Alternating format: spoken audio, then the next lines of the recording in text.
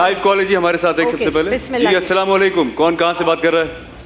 अस्सलाम वालेकुम। वालेकुम अस्सलाम जी, फरमाइए। जी मैं नताशा बात कर रही हूँ लाहौर से। मुझे सवाल ही पूछना था कि जिस तरह हम पे फराइज हैं कि सास ससुर को लेकर फराइज होते हैं बहू पर, तो सास ससुर की तरफ बहू के क्या फराइज हैं?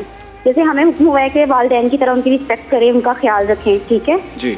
तो सास ससुर की तरफ जो है वो दीन क्या कहता है, क्या फराइज है बहू पर?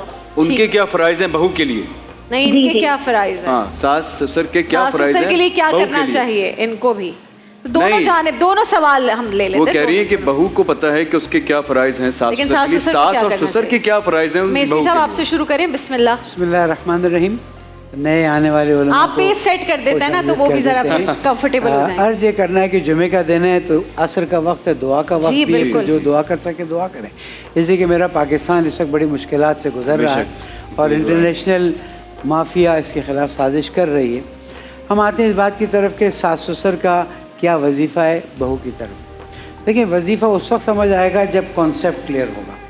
कॉन्सेप्ट क्या है कि ये बहू अब मेरे बेटे के ज़रिए मेरी आइंदा की नस्ल को आगे बढ़ाएगी। जी। तो जिस बेटी को कहीं से आप लेकर आए हैं, अब उसे आप अपनी बेटी समझिए और वही एहतराम दीजिए जो आप अपनी बेटी को देते रहें।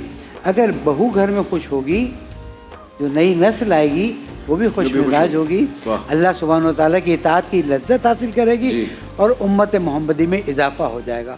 और बहू को चाहिए कि अपने सास ससुर का एहतराम करें, इसलिए कि ये वो हैं जिन्होंने मेन रोल प्ले किया है इस ख़ानदान में आने के लिए। तो दोनों तरफ से अगर एहतराम में मुतकाबिल हो जाएगा, प्यार मोहब्बत की मंजिल आगे बढ़ जाएंगी तो बहुत अच्छा होगा। एक रोल बाकी है लड़के के सास ससुर का। लड़के के सास ससुर से दरख्वास्त है कि पहले आप अपने घर में मशगूल रहें, यहाँ दखलत बार बार कॉल्स ना करें।